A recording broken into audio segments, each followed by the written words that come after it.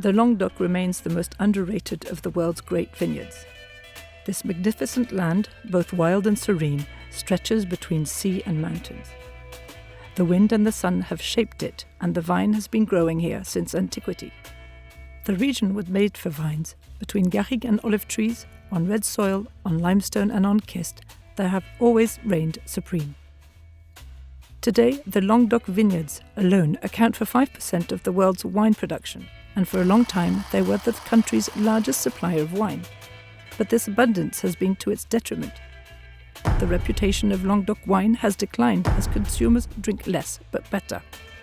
Also, many children of grape growers preferred to live another destiny than that of their parents.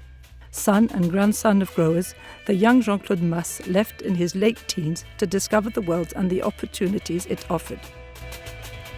But after 20 years of a rich and successful life, the return to his roots and to the land was the strongest.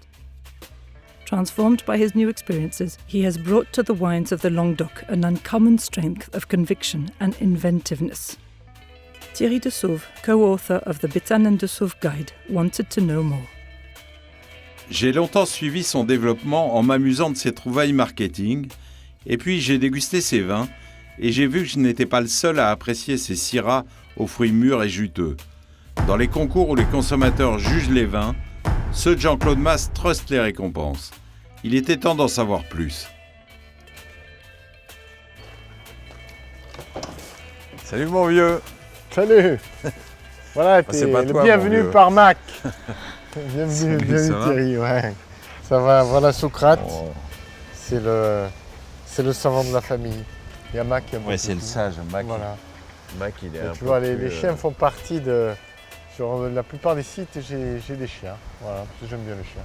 Et t'as beaucoup de sites, donc t'as beaucoup de chiens. Donc j'ai beaucoup de chiens.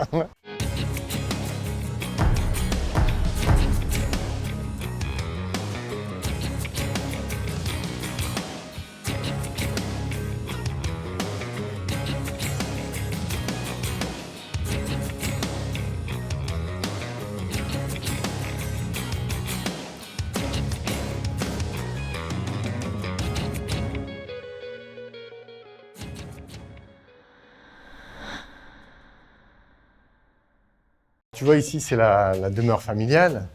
On était deux familles, voire trois avec mes grands-parents, jusqu'à ce que moi je revienne et que j'habite avec mes parents ici, que on recommence un peu à tout rénover. Oui, là, toi, tu as fait un grand break entre ton enfance. Ouais, de 18 à 35 ans, j'étais pas là. Hein. Voilà. Tiens, on va s'asseoir. Je te montrer comment peuvent être reposants des escaliers. Et surtout, c'est des escaliers qui ont de la mémoire. 16e siècle, tu te rends compte? Il faut imaginer, ces maisons à l'époque, c'était pas du tout confort. Il n'y a pas de véritable salle de bain, il y avait des salles d'eau, il n'y avait pas de chauffage central, donc il faisait froid. Donc j'ai eu la chance d'être poussé par des grands-parents qui ont dit tu n'es pas trop mauvais à l'école, donc tu ne resteras pas à la ferme. Jean-Claude Mas has indeed had quite a career, leaving the family home as soon as he had his baccalaureate. He did brilliant business studies in Nancy, and then in London, and then left to work in Miami, Costa Rica, Paris and Bordeaux. When he came back, 18 years later, it was with a little nostalgia and a lot of drive. Je pense que le monde agricole, le monde du vin, notre monde ici quand même, on vit une région qui est exceptionnelle. Les couleurs, ça marque, et surtout quand on a grandi dans cette ambiance. Les meilleurs souvenirs que j'ai d'ici, c'est l'époque des vendanges. Alors il y avait plusieurs choses. Il y avait les vendangeurs qui revenaient dans les bennes en chantant des chants du sud de l'Espagne. Pendant le repas, qui se mettaient à taper sur le plancher, ça résonnait, c'était fabuleux.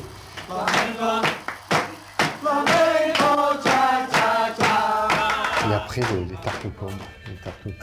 Les tartes aux pommes à la fin du vendange. Parce que tu sais, on avait aussi des pommiers. C'est pour ça que tu fais toujours des pommiers aussi. Et c'est la nostalgie. Je m'aperçois que, en fait, tout ce qui me touche de plus en plus, c'est des choses qui sont gravées dans mon enfance. Dans ta mémoire. Ouais. Mais alors, ça, c'est c'est de la nostalgie. Ouais. Mais quand tu es revenu en Languedoc, c'était aussi pour changer beaucoup de choses, et notamment la conception du vin et de ce métier. Alors, il faut voir que j'ai une formation de marketeur, de communicant, tu sais, c'est presque un gros mot. Oui, non, c'est pour ça. Ne Attention. dites pas à ma mère que je suis de la communication, elle me croit pianiste dans un bordel. Mais bon, je l'assume. Et je suis revenu, surtout parce que je me suis dit, il y a quelque chose à faire ici, parce que j'avais goûté ces vins en 89 à Miami. C'était un Finca Flickman d'Argentine. Et après, il y en a un autre dont je ne me souviens pas, j'ai dit, mais c'est bon, ils arrivent à les vendre. Et il y a tout un monde autour de ça. Et quand les gens, quand tu dis que tu viens du Midi, que tes parents ont des vignes, tout le monde s'extasie, te dit on peut goûter ton vin. Et là, il y a un truc que je ne comprenais pas, parce que moi, le vin ici, c'était le tonneau, on va chercher le tonneau, une moitié d'eau. Et le dimanche, on buvait une bouteille cachetée, on pouvait venir. Oui. Il y avait Saint-Christol à l'époque qui était pas mal.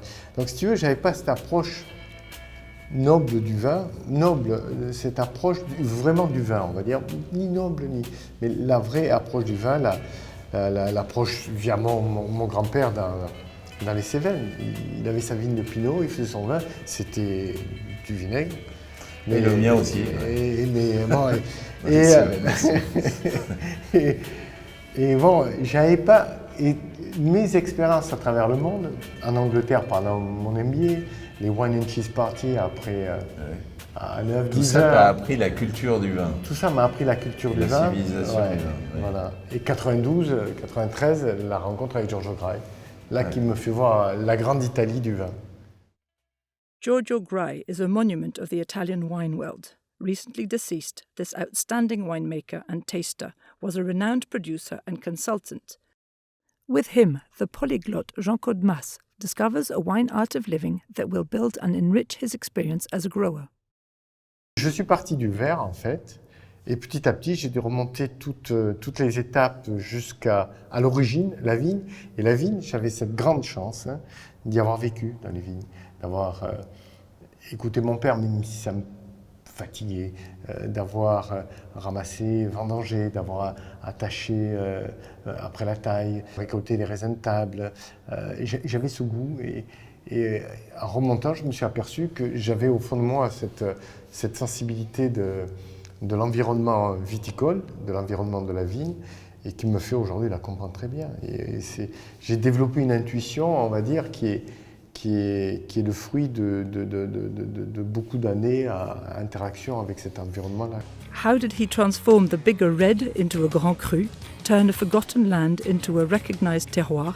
How did he create a style that is both universal and unique? How did he rebuild the invisible but strong link between Amand and his land? It is this incredible adventure that we are going to tell you about.